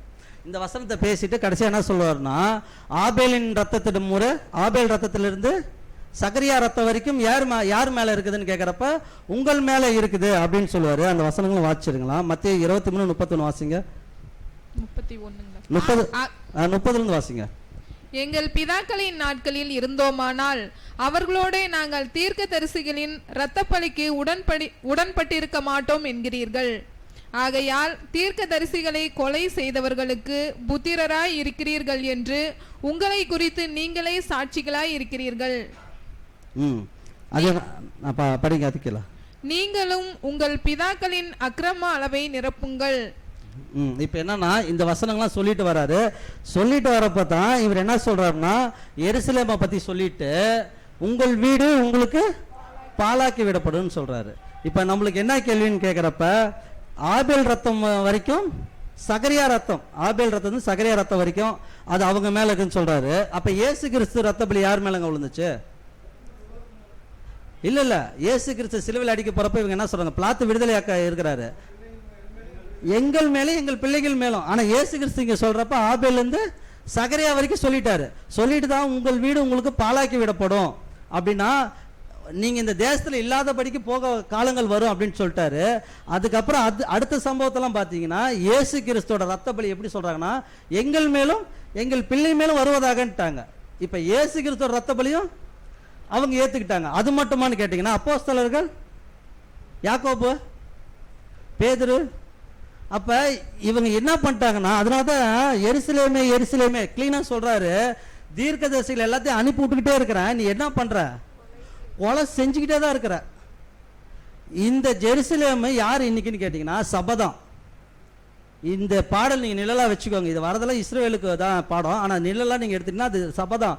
எத்தனை பாடங்கள் எடுத்தாலும் எத்தனை சத்தியங்கள் போனாலும் நம்ம என்ன பண்றோம்னா கொலை செஞ்சுக்கிட்டே தான் இருக்கிறோம். அப்படின்னா சகோதரனுக்கு விரோதமாக பேசுறோம், சத்தியத்துக்கு விரோதமாக பேசி அது மாம்சத்துல கொலை பண்ணோம். ஆனா இன்னைக்கு ஆவி ரீதியிலாக எல்லாத்தையும் கொலை செஞ்சு, அதுதான் சொல்றாரு எத்தனை தீர்க்கதரிசி எத்தனை பாடங்கள் எவ்வளவு எடுத்தாலும் நீங்க கொலை மட்டும்தான் பண்றீங்களா தவிர உணர்வே உங்க இருதயத்துக்குள்ள வரவே மாட்டேங்குது. அதுதான் இஸ்ரேல் தேசத்துல சொல்லிட்டாரு. சொல்லிட்டு இந்த ரத்த பலியெல்லாம் யார் மேலன்னா உங்கள் மேல வரும்னு சொல்லிட்டாரு. அதுக்கப்புறம் தான் இப்ப இந்த வசனங்களை வாசிக்கணும். லூக்கா வாசிச்சாங்க இல்லைங்களா, அதுல தொடர்ச்சியா வாசிங்க சிஸ்டர். லூக்கா 19:43 வாசிங்க. உடனே அவன் பார்வையடைந்து சிஸ்டர் 19:43. உன்னை சந்திக்கும் காலத்தை நீ அறியாமற் போனபடியால் உன் சத்துருக்கள் உன்னை சூழ மதில் போட்டு உன்னை வளைந்து கொண்டு எப்பக்கத்திலும் உன்னை நெருக்கி உன்னையும் உன்னிலுள்ள உன் பிள்ளைகளையும் தரையாக்கி போட்டு உன்னிடத்தில் ஒரு கல்லின் மேல் ஒரு கல் இராதபடிக்கு செய்யும் நாட்கள் உனக்கு வரும் என்றார். இப்பதான் இந்த தேவாலயத்துல சீஷர் கேட்டாங்க இல்லைங்களா, அந்த பதில் எங்க வருதுன்னா லூக்கால இங்க கழுத மேல ஜெருசலேம் நோக்கி போறப்ப தீர்க்க தரிசனமாக உரைக்கப்படுறாரு. யாருக்குன்னா இஸ்ரேல் தேசத்துக்காக இவர் தீர்க்கதரிசனமா உரைக்கிறாரு. எப்படின்னு கேட்கிறப்ப நான் வாசிக்கிறேன். அது 19:41 அவர் சமயமாய் வந்தபோது நகரத்தை பார்த்து அதற்காக எப்படின்னா கண்ணீர் விட்டார். ஏன் கண்ணீர் விடாருன்னு கேட்டா இன்னமேட்டு வர சம்பவத்தை அதுக்கு சொல்றாரு. உனக்கு கிடைத்த இந்த நாளிகையினாலும் உன் சமாதானத்துக்கு ஏற்றவைகளை நீ அறிந்திருந்தால் நலமாய் இருக்கும். உனக்கு சமாதானம் இப்ப வந்திருக்குது, அந்த சமாதானத்தை நீ புரிஞ்சு ஏத்துக்கிட்டனா உனக்கு எப்படி இருந்திருக்கும், நீ நல்லா இருந்திருப்ப. இப்பொழுது அவைகள் உன் கண்களுக்கு மறைவாக இருக்குது. உன்னை சந்திக்கும் காலத்தை நீ அறியாமல் போனபடினால் உன் சத்துருக்கள் உன்னை சூழ மதில் போட்டு உன்னை வளைந்து கொண்டு எப்பக்கத்திலும் உன்னை நெருக்குவாங்க. இந்த சம்பவம்லாம் தீர்க்கதரிசனம் உரைச்சிக்கிட்டே வராரு. இப்ப நம்மளுக்கு என்ன கேள்வினா இந்த சம்பவம் எப்பொழுது நடந்துச்சு, இல்ல இனிமேட்டு தான் நடக்க போதா, இல்ல நடந்து முடிஞ்சிருச்சா? ஒரு கல்லின் மேல் கல் இராதபடிக்கு போன காலம் நடந்துருச்சா, நடக்க போகுதுங்களா? என்ன நடந்துருச்சு. அதை எப்போ நினைச்சுன்னு பார்க்கலாம். இந்த விஷயம் எப்போ நினைச்சுன்னா கிபி 66 ஸ்டார்ட் பண்றாங்க. 66 ஒரு பிரச்சனை ஸ்டார்ட் ஆகுது. சில்லாட், அதாவது ஒரு அமைப்பு, 2 அமைப்பு இருக்குது. சில்லாட்டுன்னு ஒரு அமைப்பு, சக்கரி அப்படின்ற ஒரு அமைப்பு இருக்குது. இந்த அமைப்பு என்னன்னு கேட்டீங்கன்னா கிபி 66 ஒரு பிரச்சனை பண்றாங்க. அந்த பிரச்சனை பைபிள்ல ரெக்கார்ட் இருக்குது. ஏன்னு கேட்கிறப்ப இயேசு கிறிஸ்து கிட்ட ஒரு விஷயம் கேட்கறாங்க, நம்ம ராயனுக்கு வரி செலுத்துவது கரெக்டா தப்பான்னு கேட்கறப்ப அது கிறிஸ்து சொல்ற ராயனுக்கு ராயனுடைய, தேவனுக்கு தேவனுடைய. அப்ப இந்த வரி பிரச்சனை எங்க இருந்துச்சுன்னு கேட்கறப்ப இஸ்ரேல் தேசத்துல பயங்கரமா இருந்துச்சு, ரொம்ப நெருக்கி போட்டாங்க. அது இல்லாம யூதர்கள் யாருக்கும் அடிமையாக வாழ மாட்டாங்க, மேக்சிமம் அடிமையாக இருக்க மாட்டாங்க. ஆனா ரோம் சாம்ராஜ்யம் என்ன பண்ணுச்சுன்னு கேட்டீங்கன்னா இஸ்ரேல் தேசத்தை அடிமை பண்ணி அவங்கள ஒரு கட்டுக்கோப்புல வச்சிருந்தாங்க. இந்த பிரச்சனை எப்போ ஸ்டார்ட் ஆச்சுன்னு கேட்கறப்ப இயேசு கிறிஸ்து காலத்துல இந்த பிரச்சனை இருக்குது. அதுக்கு தான் ஒரு உதாரணம் என்னன்னு கேட்டீங்கன்னா இவர் ஒரு பிளாத் என்ன பண்ணுவார்னா இயேசு கிறிஸ்துவையும் பரபாசியும் வச்சிருப்பாரு. யாரை உங்களுக்கு விடுதலை ஆக்க வேணும்னு. இந்த பரபாசி யாருன்னு கேட்டா இந்த சிக்கிரின்ற அமைப்புல இருந்த ஒரு நபர். அவரு கொலைபாதக நிமித்தமாக தான் அங்க தண்டனையில் இருப்பாரு. அந்த யூதர்கள், அவரு ஒரு யூதர் தான். அவர் என்ன பண்ணுவார்னா ரோமனியர்களை கொலை செய்ய பிடிக்காது அவங்களுக்கு, ஏன்னா எங்களுக்கு விடுதலை வேணும்னு சொல்லி. இந்த பிரச்சனை எப்போ ஸ்டார்ட் ஆச்சுன்னா கிபி 66 எங்களுக்கு தனியாக ஒரு தேசம் வேணும், எங்களுக்கு வரி செலுத்தக்கூடாது அப்படின்னு சொல்லி இந்த கிளர்ச்சியாளர்கள் எல்லாம் எழும்ப ஆரம்பிச்சிட்டாங்க. கிபி 66 ரோம் சாம்ராஜ்யத்துக்கு எதிராக. இயேசு கிறிஸ்து அந்த காலத்தில் இல்லை. இயேசு கிறிஸ்து சொன்ன தீர்க்கதரிசனம் ஸ்டார்ட் ஆகிற காலம் இதுதான். அதே பார்த்தீங்கன்னா இடையில போர் அதிகமாக ஸ்டார்ட் ஆச்சு, இந்த வன்முறைகள் ஸ்டார்ட் ஆனதுனால. அப்போ இருந்தவர் யாருன்னு கேட்டிங்கன்னா நீரோ மன்னன் தான் இருந்தார். நீரோ மன்னன் என்ன பண்ணுறான்னு கேட்டிங்கன்னா வெஸ்பாசியன் அப்படின்ற ஒரு தளபதியை என்ன பண்ணுறாருன்னா யூத தேசத்துக்கு அனுப்பிச்சி விட்றாரு, இந்த பிரச்சனையை போய் சால்வ் பண்ணுங்க. அது எப்போன்னு பார்த்தீங்கன்னா கிபி 67 போய் அவர் தலைமையிலான ஒரு 4 படையை கூட்டிகிட்டு போகிறார். எங்கே? ஜெருசலேமுக்குள்ளார போகிறாரு. அதுக்கு வசனங்களை வாசிக்கலாம். லூக்கா 21:20 வாசிங்க சிஸ்டர். எருசலேம் சேனைகளால் சூழப்பட்டிருப்பதை நீங்கள் காணும்போது அதன் அழிவு சமீபமாயிற்றென்று அறியுங்கள். ஆமா, இந்த சம்பவம் என்னன்னா, இந்த 4 படையை கூட்டிட்டு ஜெருசலேத்துக்குள்ள போய் அந்த கிளர்ச்சியாளர்களை என்ன பண்றாங்கன்னா இவங்க அடக்குறாங்க. இது எப்பன்னு கேட்குறப்ப கிபி 67 இந்த சம்பவம் நடந்துட்டே இருக்கிறப்ப கிபி 69 மன்னன் இறந்துறாரு. யாரு? நீரோ மன்னன் இறந்துறாரு. இந்த பாடங்கள் வரலாறு ரீதியாக இருக்கிறதுனால கொஞ்சம் கவனமாக நம்ம கேட்கணும். ஏன்னா முழுக்க இது வரலாறு ரீதியாக தான் வருது. கிபி 69 நீரோ மன்னன் இறந்துறாரு. அதுக்கப்புறம் இந்த வெஸ்பாசினை என்ன பண்ணுறாங்கன்னு கேட்குறப்ப மறுபடியும் எங்கே போகிறாரு? ரோமுக்கு போகிறாரு. இந்த பிரச்சனை ஏன்னா உள்நாட்டு பிரச்சனை அங்கே ஸ்டார்ட் ஆனதுனால இவர் அங்கே போகிறாரு.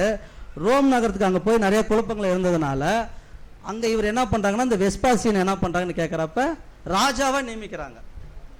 எத்தனைன்னு கேட்குறப்ப 70களில் அவரை ராஜாவாக நியமிக்கிறாங்க. அவருடைய பையன் தான் யாருன்னு கேட்குறப்ப தீத்துராயன்.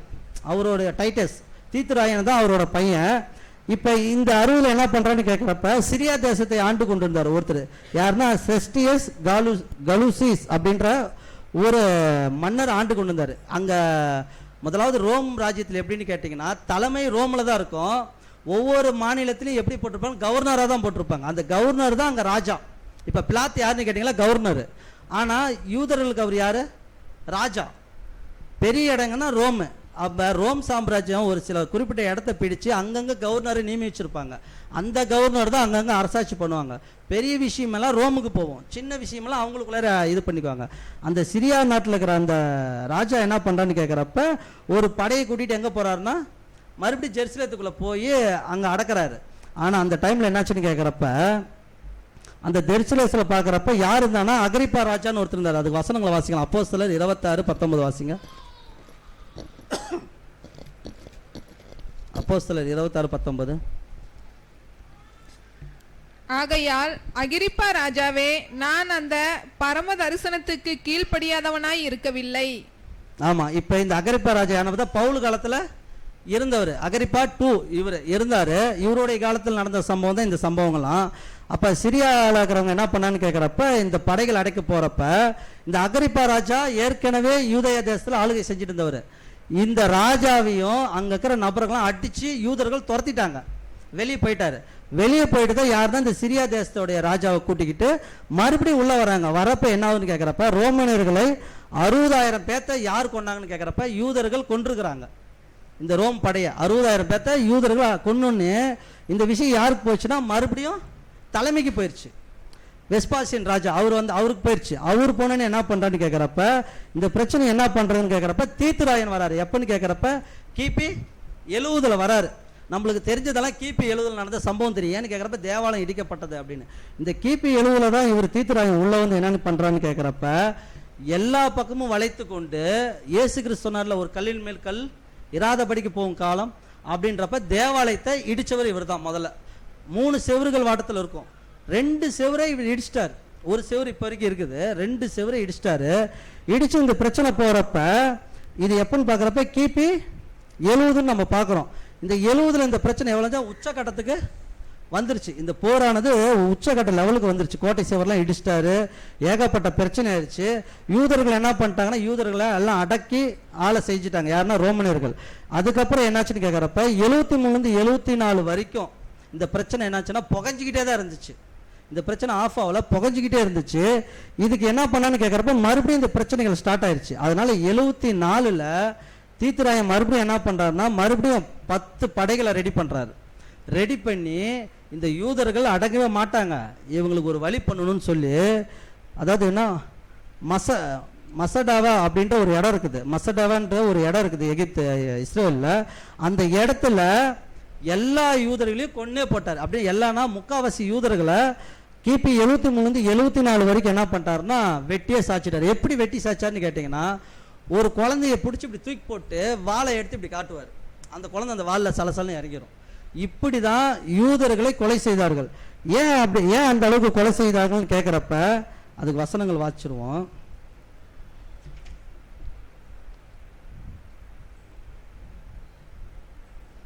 லூக்கா அந்த வசனம் எடுங்க சிஸ்டர். லூக்கா 40 ஒரே நிமிஷம்.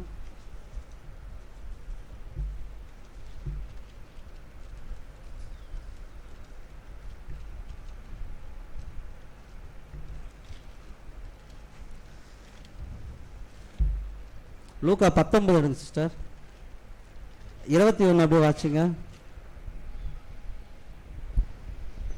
நீர் வைக்காததை எடுக்கிறவரும் லூக்கா 21 மன்னிக்கும். லூக்கா 19:44 வாசிங்க சிஸ்டர். உன்னையும் உன்னிலுள்ள உன் பிள்ளைகளையும் தரையாக்கி போட்டு உன்னிடத்தில் ஒரு கல்லின் மேல் ஒரு கல் இராதபடிக்கு செய்யும் நாட்கள் உனக்கு வரும் என்றார். ஆமா, ஒரு பிள்ளையின் மேல் பிள்ளை இராதபடிக்கு எல்லாத்தையும் எப்போ அழிச்சான்னு கேட்குறப்ப கிபி 40க்குள்ள மன்னிக்கும் கிபி 73 74க்குள்ளார என்ன பண்ணிட்டாருன்னா இந்த பிரச்சனை ஓரளவுக்கு முடிவு கொண்டு வந்துட்டார். யாரு? தீத்துராயன் கொண்டு வந்துட்டாரு. அப்போ யூதர்கள் என்ன பண்ணிட்டாங்கன்னா அமைதியாக ஆயிட்டாங்க. அதுக்கப்புறம் ஏன்னா தேவாலயம் இடிக்கப்பட்டுருச்சு. ஏன் தேவாலயம் மட்டும் இடிக்கப்பட்டுச்சுன்னு கேட்டிங்கன்னா மெயினாக யூதர்களுக்கு பாரம்பரியம் எதுன்னு கேட்டிங்கன்னா தேவாலயம் தான். அங்கே பிரச்சனை என்னன்னு கேட்குறப்ப தேவாலயத்தை பிடிச்சிட்டு தான் எல்லா விஷயம் பண்ணிட்டு இருந்தாங்க. அதனால தான் தீத்துராயன் என்ன பண்ணாரு, இந்த தேவாலயத்தை வச்சு தானே இவ்வளோ நீங்கள் ராவடி பண்ணுறீங்க அப்படின்னு சொல்லி தேவாலயமே இல்லாத அளவுக்கு பண்ணிட்டாரு.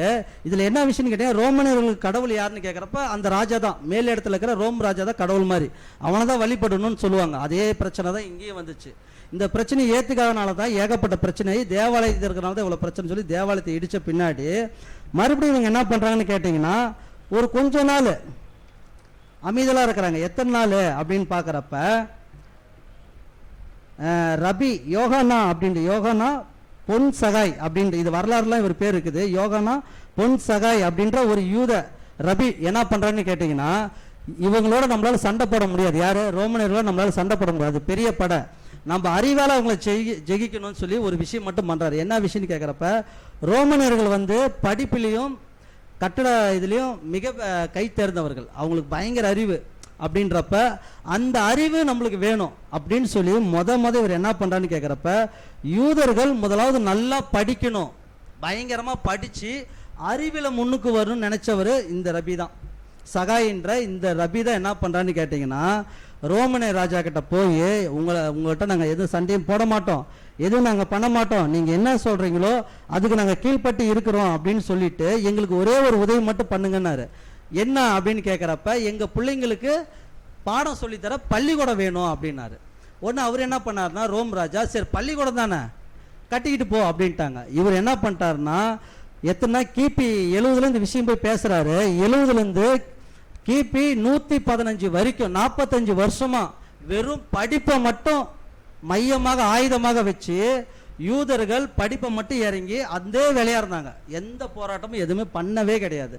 அப்போ ஏன் இந்த விஷயம் இந்த பாயிண்ட்டை நம்ம வைக்கணும்னு கேட்டிங்கன்னா இன்றைக்கி உலகத்தில் அறிவு யாருக்கு அதிகங்க? யூதர்களுக்கு.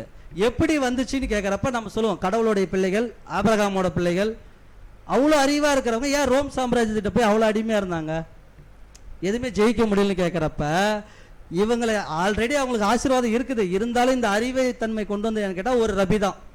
அவர் தான் என்ன பண்ணுறான்னு கேட்டால் நம்ம அறிவில் முதல்ல பெரிய ஆளாகணும், நம்ம ஜெயிக்கணும்னா கல்வி முறையில் வச்சு தான் ஜெயிக்க முடியும் அப்படின்னு சொல்லி இந்த யோகானான்ற சகாய் தான் என்ன பண்ணுறாருன்னா அந்த பாடத்தை ரெடி பண்ணி இஸ்ரேல் தேசத்தில் பள்ளிக்கூடத்தை ஏற்படுத்தி தோராவை பற்றி அரசியலை பற்றி எல்லா விவசாயம் எல்லாத்தையும் பற்றி 45 வருஷம் அந்த யூதர்கள் கற்றுக் கொடுத்தாங்க. இப்போ அவங்க எப்படி இருப்பாங்க? அறிவில் நல்லா வளர்ந்துட்டாங்க, அறிவில் நல்லா வளர்ந்துட்டாங்க.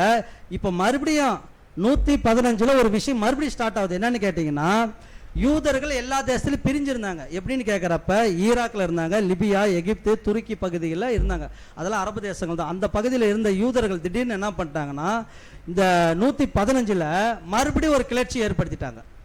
ஆனால் யூதயா பகுதியிலையும் பாலஸ்தீனத்தில் இருக்கிற யூதர்கள் என்ன பண்ணாங்கன்னா எதுவுமே பண்ணலை, அவங்க அமைதியாக இருக்கிறாங்க. வெளியில் இருக்கிறவங்க மறுபடியும் போராட்டத்தில் இறங்கிட்டாங்க. எப்படி இவங்க போராட்டத்தில் இறங்கிட்டாங்கன்னா மிக கொடுமையாக யூதர்களே நினச்சி கூட பார்க்கல, அவ்வளோ பிரச்சனை இவங்களுக்கு கொண்டு வந்துட்டாங்க. இவங்க ரோமனியர்களே நினச்சி பார்க்கல, மிரண்டு போயிட்டாங்க. யார் புரட்சி பண்ணுறாங்கன்னு கேட்டால் உதாரணத்துக்கு 10 பேர் இருக்கிறாங்கன்னா ஒரு தலைவர் இருப்பார், படை நடத்துறவர். அவர் பேர் சொன்னால் அவரை கண்டுபிடிச்சி கொண்டுட்டா அந்த 10 பேர் ஆஃப் ஆயிடுவாங்க. ஆனால் அந்த டைமில் யார் தளபதி எதுவுமே தெரியல. யாருங்க போராட்டம் பண்ணுறா? யூதர்கள். எங்கே? எகிப்தில். அவருக்கு தளபதி யார்? யூதர்கள். திருப்பி லிபியாவில் யார்? யூதர்கள். தளபதி யாருமே கிடையாதான். எல்லாரும் எப்படி இருந்தாங்கன்னு கேட்டால் எல்லாரும் தளபதி, எல்லாரும் சிப்பாயிகள், எல்லாருமே களத்தில் இறங்கிட்டாங்க. எல்லாருமே இப்படி பண்ணுறப்ப ரோமனர்களுக்கு எப்படி இருந்துச்சுன்னு கேட்குறப்ப மிக தலைவலியாக மாறிடுச்சு. அது இது என்னடா பண்ணணும், இவங்களை அடக்கவே முடியலன்னு சொல்லிட்டு அப்போ தான் மறுபடியும் இந்த ரோம் சாம்ராஜ்யம் என்ன பண்ணுதுன்னு கேட்டால் தேடி தேடி யூதர்களை எப்படி கொண்டாங்கன்னா, உதாரணத்துக்கு போகிறாங்கன்னு வச்சுக்கோங்க, ஆர்டர் எப்படி போட்டாங்கன்னா ஒரு யூதன் கூட இருக்கக்கூடாது அந்த பகுதியில் அப்படின்னு சொன்ன உடனே உதாரணத்துக்கு போகிறாரு ரோமன் படை, இவரை பார்த்து பிரதரை பார்த்து கேட்குறாரு நீ யார் அப்படின்றப்ப நான் ஒரு யூதன் அப்படின்னு வெட்டிடுறது. கேட்குறதெல்லாம் இல்லை, சண்டை போட்டியெல்லாம் இல்லை, யூதன் ஃபேஸு தெரிஞ்சாலே என்ன பண்ணுவாங்கன்னா தலை இருக்காது, அது மட்டும் தான் ஆர்டர், தலை இருக்கக்கூடாது. அப்படி இந்த லிபியா, எகிப்து, ஈராக் பகுதியில் இருக்கிற அத்தனை யூதரை தலையும் எடுத்துட்டாங்க. இயேசு கிறிஸ்து சொன்னார், தரையோடு தரையா உங்களை நசுக்கி போட்டுருவாங்க. லூக்கால படிக்கிறப்ப சொல்ற நசுக்கினா முடிச்சே கட்டிட்டாங்க. எப்ப? கிபி 115 இந்த விஷயம் நடக்கிறப்ப யூதேயாவும் ஜெருசலேத்தில் இருக்கிறவங்க என்ன பண்றாங்கன்னா, பாலஸ்தீனத்தில் இருக்கிறவங்க அமைதியா இருக்கிறாங்க. யூதர்கள் என்னடா இவ்வளவு பிரச்சனை போகுது, நம்ம வாய் தரக்கூடாது, ஏன்னா திறந்தா இவங்களும் என்ன பண்ணிடுவாங்க, வெட்டிடுவாங்க. அதனால இவங்க அமைதியாகவே காத்துக்கிட்டே இருக்கிறாங்க, ரொம்ப வெறித்தனமாக காத்துக்கிட்டே இருக்கிறாங்க. எதற்காக? நம்ம தேசத்துக்காக நம்ம ஏதோ ஒன்று பண்ணணுமே அப்படின்னு. அப்போதான் இன்னொரு விஷயம் நடக்குது. கிபி 30 ஒருத்தர் வராரு. அவர் என்ன பண்ணான்னு கேட்டீங்களா, ஹெட்ரியன் அப்படின்னு, யாருன்னா ரோம் சாம்ராஜ்யத்தோட ராஜா ஹெட்ரியன் அப்படின்னு யூத தேசத்துக்கு ஒருத்தர் வராரு. கிபி 30 வராரு. வந்து அவர் என்ன சொல்றான்னு கேட்க, யூத ஜனங்களை கூட்டி சேர்த்து, எதுக்குப்பா உங்களுக்கு பிரச்சனை, ஏன் இந்த நிலத்துக்காக இப்படி அடிச்சுக்கிறீங்க, இதில் என்ன பிரச்சனை? ஏன்னா இந்த நில பிரச்சனை எங்கேருந்து வருதுன்னு கேட்டிங்கன்னா அங்கேருந்து இன்ன வரைக்கும் வந்துட்டு இருக்குது. இந்த பாடம் எல்லாம் நம்ம கரெக்டாக மைண்டில் ஃபிக்ஸட் பண்ணிட்டு இதுக்கப்புறம் வர பாடங்களுக்கு இது ஹெல்ப்பாக இருக்கும். அதனால ஃபஸ்ட்டு பாடம் உங்களுக்கு ஒரு மாதிரியாக தெரியும், இதை நீங்கள் மைண்டில் ஃபிக்ஸட் பண்ணிட்டீங்கன்னா இதுக்கு வர பாடம்லாம் தெளிவாக புரியும். அப்போ கிபி 30 ஹெட்ரியன் வந்து என்ன சொல்கிறாருன்னா, ஏன் இந்த நிலத்துக்காக இப்படி அடிச்சுக்கிறீங்கப்பா, நான் என்ன பண்ணுறேன்னா இந்த தேசத்தை உங்களுக்கே தரேன், யூதேயாவை உங்களுக்கே தரேன், நீங்களே ரிசர்ச் பண்ணிக்கோங்க, ஆனால் ஒரு சில சட்ட வகுப்பு மட்டும் நான் தரேன் அப்படின்னாரு. என்ன சட்டத்துக்குள்ளாக வரணும்னு கேட்குறப்ப கிரேக்கர்கள் முறைமைப்படி, ரோமர்கள் முறைமைப்படி அங்கே கடவுள்களை ஏற்படுத்தணும். அந்த சட்டத்துக்குள்ள வந்தீங்கன்னா நான் உங்களுக்கு இந்த தேசத்தை தரேன்றப்ப யூதர்கள் என்ன பண்ணுவாங்க, அதே மாதிரி விருத்த சேதனை நீங்கள் செய்யக்கூடாதுன்றாரு. விருத்த சேதனை செய்யக்கூடாது, இதெல்லாம் வரணுன்றப்ப அவங்க ஆஹா நாங்கள் தேசம் மட்டும் போதுமா சொல்லுவாங்க. இவங்களுக்கு செம்ம டென்ஷன் ஆகி இவங்க என்ன சொல்லிட்டாங்கன்னா, எங்களுக்கு எதுவுமே வேணாம், உங்கள் வேலையை பார்த்து நீங்கள் போங்கன்னு சொல்லி இவரை அமுச்சு விட்டுட்டு மறுபடியும் கொஞ்ச நாள் பொறுமையாக இருக்கிறாங்க. அப்போ இவங்களுக்கு ஒரு யோசனை, நம்மளை மீட்க யாரும் வரமாட்டாங்களா, மேசியா யாரும் வரமாட்டாரா அப்படின்னு நினைக்கிறப்ப நம்ம சொன்னோம், ஃபஸ்ட்டு பிரச்சனை கிபி 70 நடந்துச்சு, ரெண்டாவது பிரச்சனை கிபி 115 நடந்தது ரெண்டாவது புரட்சி, மூணாவது ஒரு புரட்சி ஸ்டார்ட் ஆகுது. இந்த புரட்சியில் என்ன நடந்துச்சுன்னு கேட்டிங்கன்னா, யூதேயா தேசத்தை விடுதலை ஆயிடுச்சு. அதுதான் ஹைலைட்டு, யூதேயாவே விடுதலை ஆயிடுச்சு. எப்படி விடுதலை ஆயிடுச்சுன்னு கேட்குறப்ப மூணாவது புரட்சி பார்க்குறப்ப கிபி 132 135 வரைக்கும் இந்த பிரச்சனை நடந்துச்சு. இந்த பிரச்சனைக்கு, இந்த கிளர்ச்சிக்கு தலைமை தாங்கினவர் யாருன்னு கேட்டிங்கன்னா சீமோன் பார் கோச்பா. இவர் வந்து எப்படின்னா யூதருடைய பார்வையில் ஒரு மேசியா போல இருந்தவர். நீங்கள் போய் யூதர்கிட்ட போய் உங்களோட மேசியா யாருன்னு கேட்டிங்கன்னா இயேசு கிறிஸ்துவ சொல்ல மாட்டாங்க, சீமோன் பார் கோச்பாவை தான் சொல்லுவாங்க. கோச்பா தான் எங்களுக்கு மேசியாவாக இருந்தவர். எப்படி இருந்தார்னா மேசியா மாதிரி இங்கே வாழ்ந்தவர் அவர் தான் சொல்லுவாங்க. அதுக்கு ரீசன் என்னன்னு கேட்டிங்கன்னா, இவர் என்ன பண்ணாருன்னா 135 ஒரு படையை திரட்டி ரோமனருக்கு எதிராக எங்கன்னா இஸ்ரேல் தேசத்தில் ஒரு புரட்சி ரெடி பண்ணார். ரெடி பண்ணி என்ன பண்ணாருன்னா இஸ்ரேல் தேசத்தை மீட் எடுத்துட்டார். எல்லாத்துக்கும் ஆச்சரியமாக போச்சு, எப்படா மீட் எடுத்தாரு அப்படின்னு கேட்குறப்ப இவரோட குரூப்பில் இணையணும்னா, படையில் இணையணும்னா ஒரு சில சட்டங்கள் இருக்குது. எப்படின்னு கேட்டிங்கன்னா, இப்போ நான் போய் இணையறேன்னா என்னுடைய விரல் இருக்குது இல்லைங்களா, இந்த விரலை முதல்ல வெட்டி கொள்ளணும். அவரோட சட்டத்துப்படி அவர் ஒரு இது வச்சிருக்கிறாரு. ஏன்னு கேட்டால் அவ்வளோ வெறி யூதருக்கு இருக்கணும். உன் நாடு முக்கியமா உன்னுடைய உடல் முக்கியமானு பார்க்குறப்ப அவர் வெட்டி காட்டுவார். கத்தி எடுத்து ஒரு வெட்டி காட்டி கத்த மாட்டார், அழுவ மாட்டார், முறைச்சிக்கிட்டே நிற்கணும். அப்போ தான் நீ வெறியாக இருக்கிற. அந்த மாதிரி குழுவில் ஆட்களை சேர்த்த ஆரம்பிச்சிட்டாரு. இவரும் என்ன பண்ணுவார், இவருக்கு ஒரு வரலாறு சொல்லப்படுது. இவர் அவருக்கு முன்னாடி எப்படி நடந்துக்கிட்டாருன்னா, ஒரு தகுடை எடுத்து நல்லா ஹீட் பண்ணி பல்லில் கடிச்சிக்கு வரோம், பல்லில் கடிச்சிக்கிட்டு பேசுவாராம். அப்படின்னா அவ்வளோ வெறியா நான் இருக்கிறேன் நம்ம தேசத்துக்காக. அதே மாதிரி அவரு என்ன சொன்னான்னு கேட்டால், நம்மளை மீட்டெடுக்க கடவுள்லாம் வரமாட்டாருப்பா, நாம் தான் மீட்டெடுக்கணும், இதுக்காக யாரும் இங்கே வரமாட்டாங்கன்னு சொன்னது யாருன்னு கேட்டால் இந்த பார் கோச்பா தான் சொன்னார். சொல்லி யூதர்களை ரெடி பண்ணி ரோமனர்களை அடித்து துமசம் பண்ணார். எங்கன்னு கேட்குறப்ப யூதேயா தேசத்தில் சுதந்திரம் வாங்கிட்டார். எப்படி வாங்கினார்னு கேட்குறப்ப நம்ம சொன்னோம் 132 இந்த பிரச்சனை ஸ்டார்ட் ஆயிடுச்சு. 135 அதாவது எத்தனைன்னா 3 வருஷம். 3 வருஷம் எப்படி இருந்துச்சுன்னு கேட்டால் யூதேயா பகுதி இந்த பார்கோச்பா பகுதி வந்துருச்சு. இவர் என்ன பண்ணான்னு கேட்குறப்ப புதிய நாணயத்தை அடித்தார், புதிய காசை ரெடி பண்ணார்.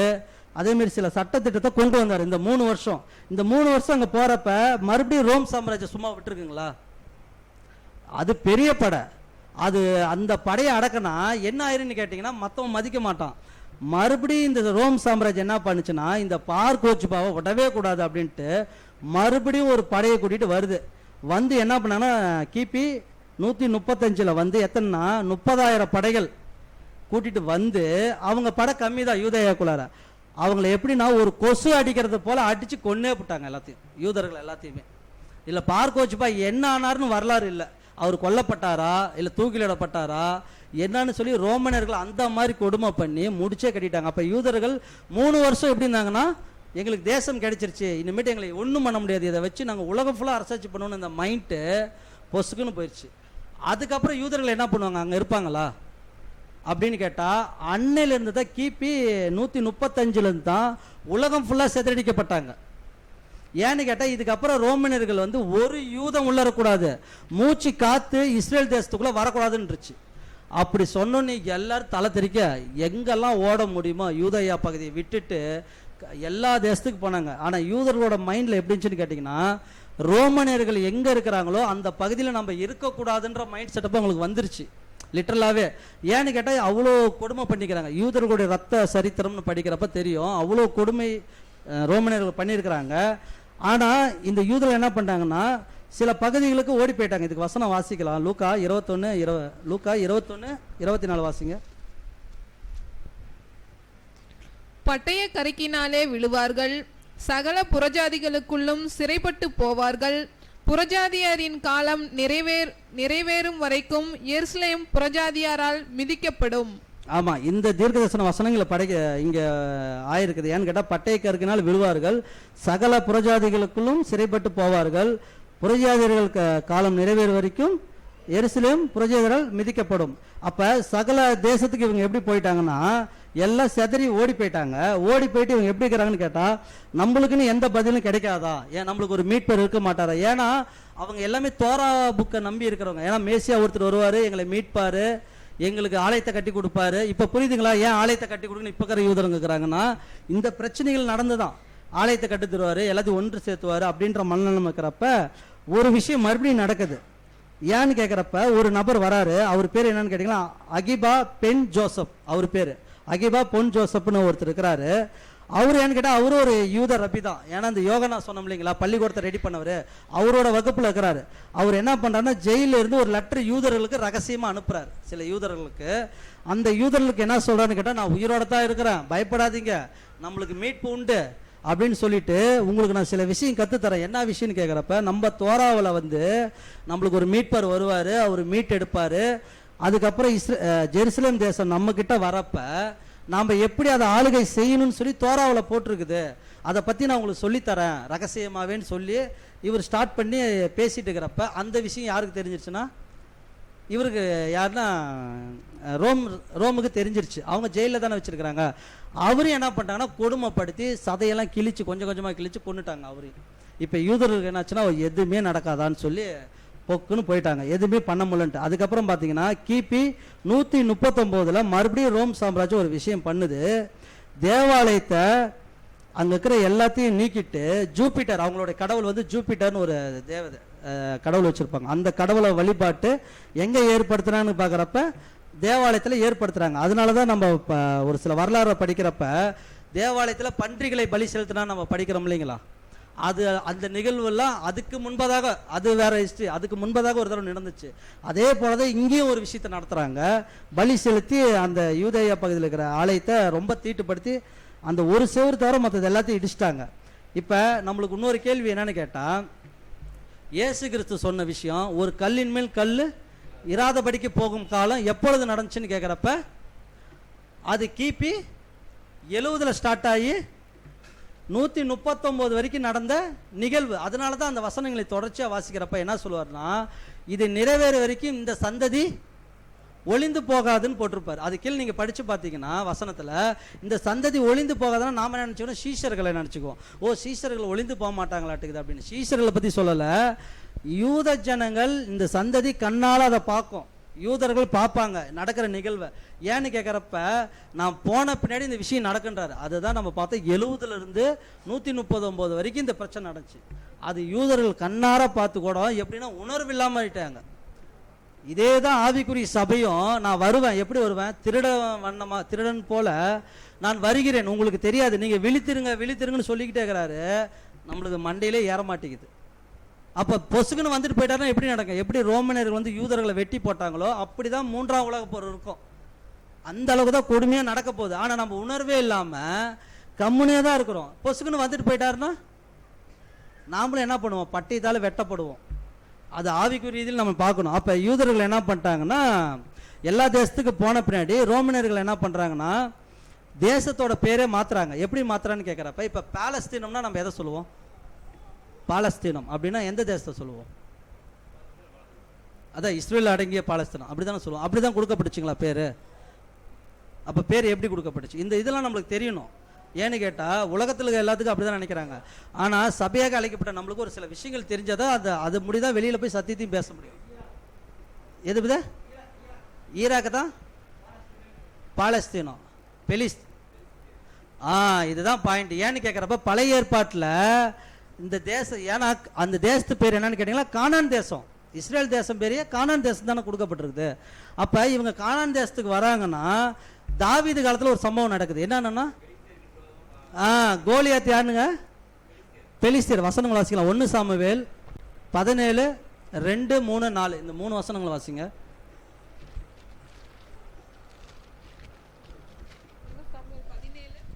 17, 2, 3, 4. சவுலும் இஸ்ரேல் மனுஷரும் ஒருமித்து கூடி ஏலா பள்ளத்தாக்கிலே பாளையம் இறங்கி பெலிஸ்தருக்கு எதிராக யுத்தத்திற்கு அணிவகுத்து நின்றார்கள்.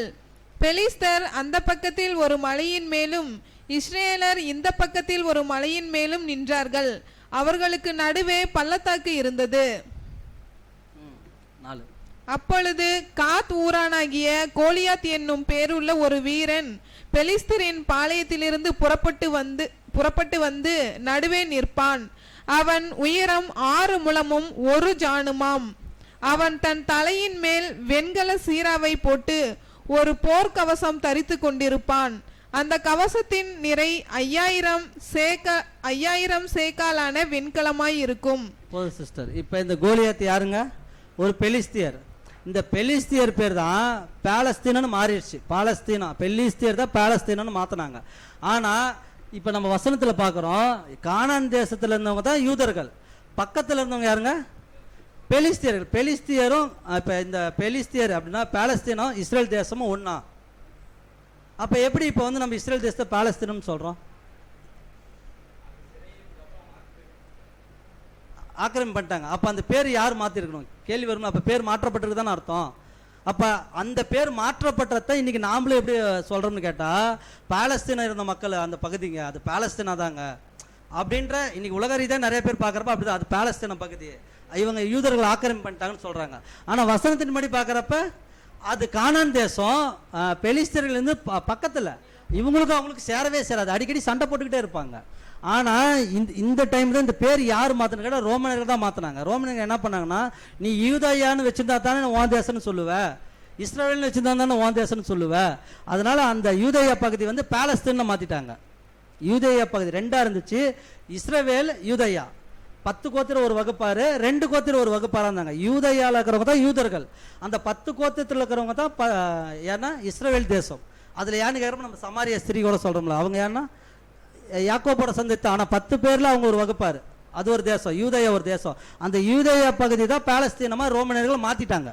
எப்போ யூதர்கள்லாம் போன பின்னாடி அந்த பேரை யார் நியமிச்சான்னா இந்த ரோமனியர்கள் வந்து அந்த பேரை மாற்றி அதுக்கு அங்கீகாரமே கொடுத்துட்டாங்க. இது வந்து பாலஸ்தீன பகுதி அப்படின்னு அங்கீகாரம் கொடுத்தாங்க.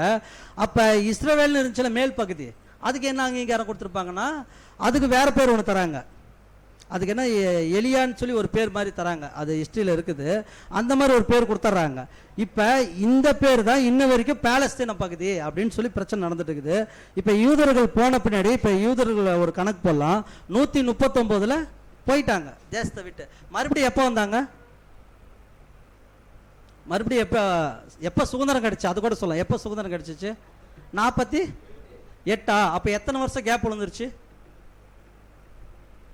சும்மா ஒரு கணக்கு மட்டும் சொல்லுங்கள், எத்தனை வருஷம் விழுந்துருச்சு? கிபி 39 1800 சில்லற வருஷங்கள் வரும். இத்தனை வருஷம் எப்படி இருந்துச்சு யூதயா? அதான் அந்த யூதயா தேசம் எப்படி இருந்துச்சுன்னு கேட்டிங்கன்னா, அவங்க கண்ட்ரோல் இல்லை. இவ்வளோ வருஷம் கழிச்சு மறுபடியும் உள்ளே போனால் என்ன ஆகுங்க? அடிச்சு கொண்டுருவாங்க தானே.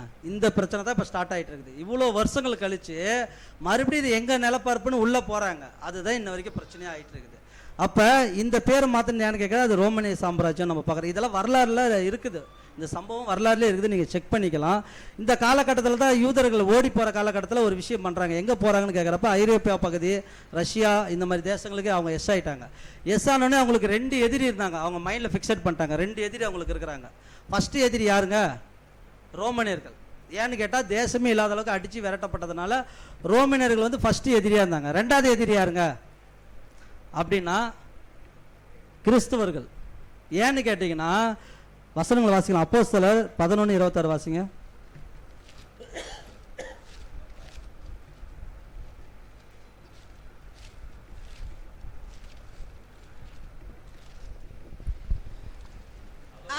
அவர்கள் 1 வருஷ காலமாய் சபையோடு கூடியிருந்து அநேக ஜனங்களுக்கு உபதேசம் பண்ணினார்கள். முதல் அந்தியோகியாவிலே சீஷர்களுக்கு கிறிஸ்தவர்கள் என்கிற பேர் வழங்கிற்று. ஆமா, இப்ப அந்தியோகியால வந்து கிறிஸ்தவர்கள்னு பேர் போய் வந்து கொடுத்துட்டாங்க. இந்த கிறிஸ்தவர்கள் யாரா இருந்தான்னு கேட்டா யூதர்களா இருந்தாங்க. ஏன்னா சீஷர்கள் யாருங்க? யூதர்கள். யூதருடைய கலாச்சாரம் வேற, இயேசு கிறிஸ்துவோட கலாச்சாரம்ன்றப்ப இயேசுவை ஏத்துட்டவங்களுக்கு விருத்த சேதனம் கிடையாது. யூதர்களுக்கு ஃபர்ஸ்ட் பிரச்சனை அதுதான். அதே மாதிரி இயேசு கிறிஸ்துவை வச்சு தான் எல்லாம் மையமாக வரணும். அவங்க அப்படி கிடையாது, யாவே என்ற கடவுள் தான் எங்களுக்கு எல்லாமேனுவாங்க. அப்போ இந்த பிரச்சனை எங்கே ஸ்டார்ட் ஆச்சுன்னு கேட்குறப்ப யூதயா பகுதியில் கிறிஸ்தவர்களுக்கும் யூதர்களுக்கும் பிரச்சனை ஸ்டார்ட் ஆச்சு. அதை தான் நம்ம பார்த்தா யாக்கோபு கொலை பண்ணாங்க, பவுல ஆலயத்தில் கூப்பிட்டு போய் இயேசுவை பற்றி பேசவே கூடாதுன்னு அப்போஸ்தலர்கள் எல்லாத்தையும் அடித்தாங்களா? ஏன் அடித்தாங்கன்னு கேட்டால் இந்த கூட்டம் பெருகிட்டே போகுது, நம்ம கூட்டம் சிறுகிட்டே போகுது. யூதர்கள்லாம் கிறிஸ்தவர்கள்லாம் மாறிக்கிட்டே இருக்கிறாங்க. அப்போ என்ன ஆகுங்க? அந்த இடத்துல எல்லாம் கிறிஸ்தவர்களாக மாறிட்டா நம்ம இனம் எல்லாமே போயிடும். அப்போ ஃபஸ்ட்டு எதிரி யாருன்னு கேட்டால் கிறிஸ்தவர்கள் தான். 2வது எதிரி யாருன்னு கேட்டால் ரோமனியர்கள் தான். அதனால தான் கிறிஸ்தவர்கள்னா இன்ன வரைக்கும் யூதர்களை ஏற்றுக்கொள்ள மாட்டாங்க. கிறிஸ்தவர்கள் நீங்கள் புதிய ஏற்பாடை போய் வைங்க, தள்ளி விட்டுருவாங்க. அட போங்க எடுத்துகிட்டு, இதெல்லாம் எங்களுக்கு சம்மந்தமே இல்லை. ஏன் இவ்வளோ வெறி? ஆனால் கிறிஸ்தவ நாடாக்கி அமெரிக்காவிலேருந்து எல்லாமே எதிர்பார்ப்பாங்க, எல்லா அணு ஆயுதம் பணம் கீழே எல்லாமே தரணும். ஆனால் கிறிஸ்டின் ஒரு விஷயம் சொன்னால் ஏற்றுக்க மாட்டாங்களா? ஏன் அப்படின்னா இவங்க வந்து எங்களுடைய கலாச்சாரத்தை மாற்றிட்டாங்க அப்படின்னு சொல்லி தான் கிறிஸ்டியானிட்டி ஏற்றுக்க மாட்டாங்க. அப்போ 2 எதிரி, ஒன்று கிறிஸ்தவர்கள், இன்னொன்று ரோமனியர்களாக இருந்தாங்க. இந்த காலகட்டத்தில் தான் ஒரு நபர் வராரு. எதுக்குன்னா கிறிஸ்தவர்களை துன்பப்படுத்தி இவங்க அடக்கிட்டு இருக்கிறப்ப இந்த பிரச்சனை ஸ்டார்ட் ஆகி தான் தேசத்தை விட்டு போயிட்டாங்க. ஆனால் கிறிஸ்தவர்கள் போய் ஊராக ஊழி செய்கிறப்ப நிம்மதியாக ஊழி செஞ்சாங்களா? அப்படின்னா வெளி தேசத்துக்குள்ள போய் கூட என்ன பண்ணாங்க? வெளியே கடவுள் இருப்பாங்க, அந்த இடத்துல உபதேசம் பண்ணுறப்ப அடித்து துன்பப்படுத்தினாங்க. இந்த டைமில் தான் ஒரு நபர் வராரு. எப்படி வராருன்னு கேட்டிங்கன்னா கிபி 306 ஒரு நபர் வராரு. யாருன்னு கேட்டிங்கன்னா கிரேட் கான்ஸ்டாண்டியன் ராஜா. கான்ஸ்டாண்டியன் ராஜா தான் வந்து கிறிஸ்துவ மதத்தை அவர் ஏற்றுக்கிட்டார். அப்போ ரோம் சக்கரவர்த்தி கிறிஸ்டினா மாறிட்டா என்ன ஆயிடுச்சுங்க? ரோம் சாம்ராஜ்யம் எங்கெல்லாம் இருக்குதோ அங்கெல்லாம் கிறிஸ்டின். ஏன்னா இது வந்து பெருமைக்குரிய மதமாக மாறிடுச்சு. அதுக்கு முன்னாடி நீங்கள் பார்த்தீங்கன்னா எதிரி அடித்து தும்சம் பண்ணிட்டு இருந்தாங்க.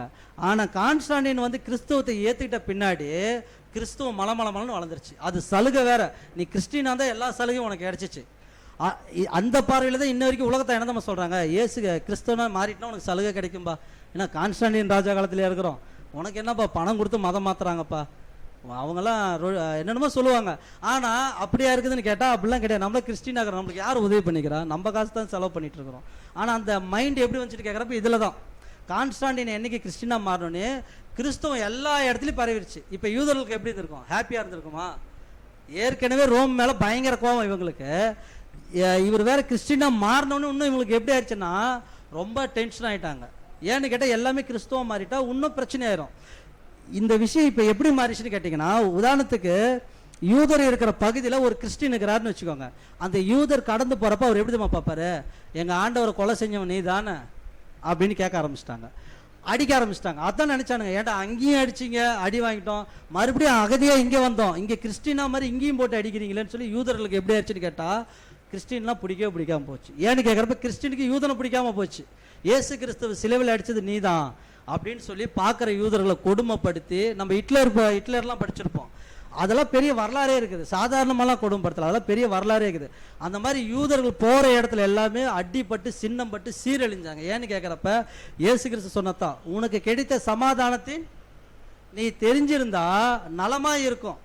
சபையா தான் சொல்றாரு, உங்களுக்கு நான் சமாதானத்தை வைத்து போகிறேன், அந்த சமாதானத்தை நீங்க வச்சு பயன்படுத்தினீங்கன்னா நலமா இருக்கும். சமாதானத்தை நீங்க வைக்கலன்னா இந்த வரலாறு ரீதியாக தான் நம்ம கடந்து செல்வோம்.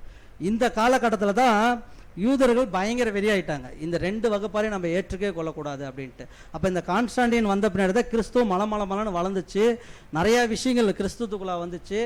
அதேமாரி இயேசு கிறிஸ்து ஒரு விஷயம் சொல்கிறாரு, கடுகு விதையை பற்றி பேசுவார். நம்மளுக்கு தெரியுங்களா கடுகு விதை? அந்த கடுகு விதை போட்டோடனே அந்த மரம் எப்படிங்க வரணும்? நம்ம பாலோ கிளாஸில் எடுத்திருப்பாங்க, அது கடுகு செடியாக தானே வரணும். ஆனால் அது எப்படி வளர்ந்துச்சு? மரமா. அந்த மரத்தில் என்ன வந்து கூடு கட்டுச்சு? ஆகாயத்தின் பறவைகள். இந்த வசனம் நம்ம எங்கே வச்சாங்கன்னா இந்த கான்ஸ்டாண்டினில் தான் வச்சு நம்மளுக்கு எடுத்திருப்பாங்க. அப்போ நம்மளுக்கு ஒரு கேள்வி என்னன்னா, கிறிஸ்தவன்றது ஒரு கடுகு விதையாக இருந்தால் அது போட்டால் அந்த கடுகு செடியாக தான் வரணும், ஏன் எப்படி ஆலமரமாக வளர்ந்துச்சுன்னு கேட்குறப்ப அதுதான் கான்ஸ்டாண்டின் ராஜா வந்து கிறிஸ்தவத்தை ஏற்றுட்ட பின்னாடி இது மரமாக வளர்ந்துச்சு, சலசலன்னு வளர்ந்துச்சு. ஆகாயத்தின் பறவைன்றப்ப ஆகாயத்து பிரபஞ்ச தேவன் யாருங்க? ஆகாயத்தின் பிரபஞ்ச தேவன் சாத்தான். சாத்தான் வந்து எதுக்குள்ளே கூடு கட்டினான்? கிறிஸ்தவத்துக்குள்ளே வந்து கூடு கட்டினான். இன்னைக்கு ஆன்டி கிறிஸ்ட் எதுலேருந்து வருவாருங்க? இந்த கேள்வியெல்லாம் நிறைய வச்சுக்கோங்க. ஆன்டி கிறிஸ்ட் எதுலேருந்து வருவார், எந்த தேசத்தில் உருவாவார் அப்படின்னா இந்த பாடத்தை பேஸ் பண்ணி தான் வரணும், இனிமேட்டு எடுக்கணும். ஏன்னு கேட்குறப்ப இது ஆலாமரமாக வளர்ந்து சாத்தான் வந்து இந்த கிறிஸ்துவத்தை ஆக்கிரமிப்பு பண்ணான். அதனால தான் கிறிஸ்டியானிட்டி நீங்கள் எடுத்துக்கிட்டிங்கன்னா, நீங்கள் சர்ச் பண்ணிங்கன்னா போப்பு மார்க்கத்தை என்ன சொல்லுவாங்க? அந்தி கிறிஸ்து. அவளை விட்டு வெளியே வான்னு போப்பு மார்க்கத்தை சொல்லுவோம். போப்பு மார்க்கம் மட்டும் தான் அந்தி கிறிஸ்தா?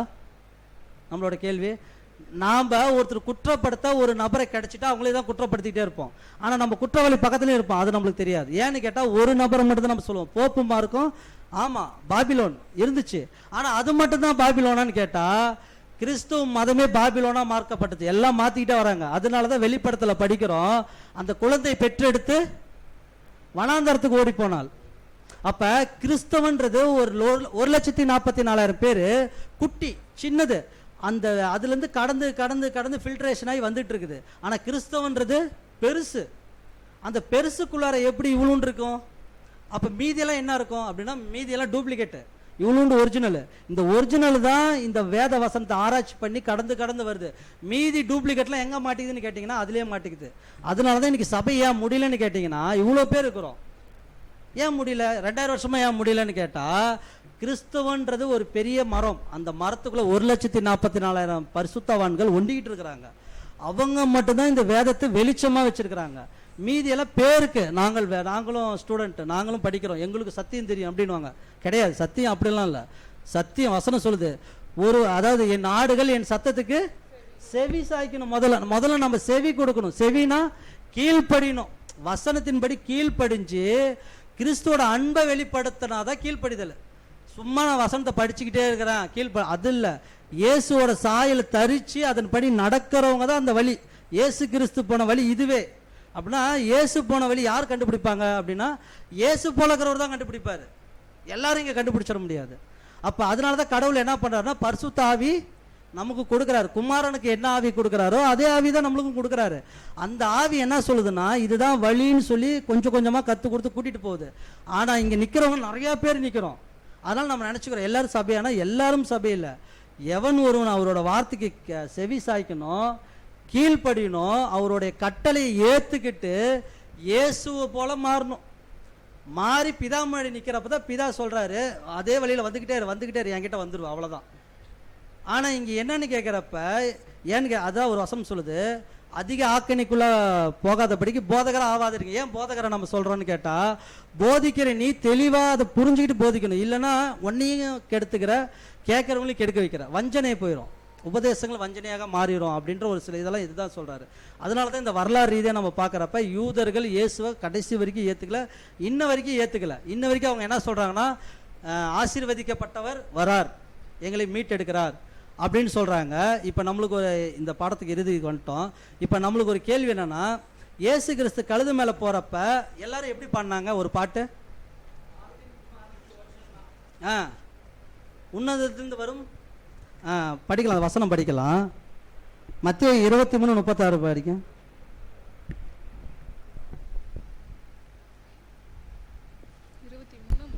இவைகள் எல்லாம் இந்த சந்ததியின் மேல் வரும் என்று மெய்யாகவே உங்களுக்கு சொல்லுகிறேன். ஆமா, இது ஆபேல் ரத்தத்திலிருந்து இயேசு கிறிஸ்தும் சபை, அதாவது சீசரல் ரத்தம் வரைக்கும் யார் மேல இருந்துச்சுன்னா அந்த சந்ததி மேல இருந்துச்சு.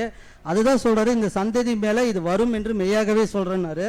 இது முடிஞ்சிச்சு. இப்ப மத்தேயு 23 லாஸ்ட் வசனம் வாசிங்க சிஸ்டர். கர்த்தருடைய நாமத்தினாலே வருகிறவர் ஸ்தோத்தரிக்கப்பட்டவர் என்று நீங்கள் சொல்லும் அளவும் இது முதல் என்னை காணாதிருப்பீர்கள் என்று உங்களுக்கு சொல்லுகிறேன் என்றார். இப்போ இந்த வசனம் நீங்க எடுத்துட்டீங்கன்னா, தேவாலயத்துக்குள்ள வரப்ப இந்த வசனம் சொன்னாங்களா? கர்த்தருடைய நாமத்தினால் வருகிறவர் ஸ்தோத்தரிக்கப்பட்டவர். தேவாலயத்துக்குள்ளார இந்த வசனம் சொல்லிட்டாங்கன்னு வச்சுக்கோங்க. இப்போ இந்த ஆண்டவர் என்ன சொல்றாருன்னா, இந்த வார்த்தை சொல்லும் அளவு என்னை காணாது இருப்பீங்கன்ட்டாரு. இந்த வார்த்தையை நீங்க தூக்கி அங்க ஃபிக்ஸட் பண்ணிட்டீங்கன்னா இந்த தீர்க்க தரிசனம் செட் ஆகாது. ஏன்னு கேட்டா, வசனம் கர்த்தருடைய நாமத்தினால் வருகிறவர் ஸ்தோத்தரிக்கப்பட்டவர் என்று நீங்கள் சொல்லும் அளவும் இது முதல் என்னை காணாது இருப்பீர்கள் என்று உங்களுக்கு சொல்லுகிறேன் என்றார். அப்ப இயேசு கிறிஸ்து அந்த இடத்துல அவங்க பார்த்தாங்க, ஸ்தோத்தரிக்கப்பட்டவர்னு சொல்லிட்டாங்க. இந்த வசனம் அங்க ஃபிக்ஸட் பண்ணீங்கன்னா அப்படி பேசாது. செகண்ட் கம்மிங்ல இயேசு கிறிஸ்து செகண்ட் கம்மிங்ல வராரு இல்லைங்களா? அப்ப யூதர்கள் என்ன பண்ணா, மனசார ஸ்தோத்தரிக்கப்பட்டவர் ஆண்டவராகிய இயேசு கிறிஸ்து தான் ஏற்றுக்கொண்டாதான் அவரை காண்பார்கள். அந்த வார்த்தை அவங்க சொல்லலைன்னா கடைசி வரைக்கும் காணவே மாட்டாங்க. அந்த வார்த்தை இயேசு கிறிஸ்துக்கிட்ட அவங்க சொல்றதே கிடையாது. ஏன்னு கேட்டால் அவங்க சொல்ற ஒரே விஷயம், ஸ்தோத்தரிக்கப்பட்டவர் வருவார், எங்களுக்கு என்ன பண்ணுவார், சிதறி இருக்கிற எங்களே கூட்டி சேர்ப்பார். சிதறி இருந்தவங்களாம் இப்போ சேர்ந்துட்டாங்களா? அவங்க சொல்றபடி வச்சு பார்த்தீங்கன்னா மேசியா வந்து தானே சேர்த்தணும். இதுதான் பைபிள் ஸ்டூடெண்ட்ல நம்மளுக்கு ஒரு கருத்து வச்சாங்க. எப்படி கருத்து வச்சாங்கன்னா, இயேசு கிறிஸ்து வந்து தான் கூட்டி சேர்த்தார். எப்படி 1874 இயேசு கிறிஸ்து வந்துட்டார். வந்த பின்னாடி இஸ்ரேல் தேசம் உருவானுச்சு. பிரதான ஆசாரியன் வந்துட்டாரு. அவர் யாரும் மீட்பர் வந்துட்டாரு. வந்ததுனால தான் சிதறிந்த இஸ்ரேல் ஜனங்க ஒன்னா சேர்ந்தாங்க, விடுதலை கிடைச்சிச்சு அப்படின்னு நம்மளுக்கு ஃபாலோக்கு எடுத்திருப்பாங்க. ஆனா யூதர்கள் சொல்றது என்னன்னா, லிட்டரலாவே மேசியா வரணும் பூமிக்கு, எங்க சிதறிக்கிறவங்களாம் கூட்டி சேர்க்கணும், தேசத்தை விடுதலை பண்ணணும், ஆலயத்தை கட்டணும், நாங்க பலி செலுத்தணும் அப்படின்றாங்க. இன்னைக்கு கூட்டி சேர்க்கப்பட்டதான் இயேசு கிறிஸ்து செகண்ட் கமிங்னு சொல்றோம். அடுத்தது என்ன பண்ணணும்னா ஆலயத்தை கட்டணும். இப்போ ஆலயத்தை கட்டுற வேலையை செஞ்சிட்டு இருக்கிறாங்க. அடுத்தது என்ன பண்ணுங்க, பலி செலுத்தணும். அதுக்கு மாடெல்லாம் ரெடி பண்ணிட்டு தான் இருக்கிறாங்க, அந்த சிகப்பு கெடாரி அப்படின்றது. இப்போ நம்மளோட கேள்வி என்னன்னா, இன்னைக்கு பலி இருக்குதா இல்லைங்களா? பலி இல்லை. அப்போ அவங்க பலி செலுத்தின அடம் பிடிக்கிறாங்களே, இது கரெக்டா?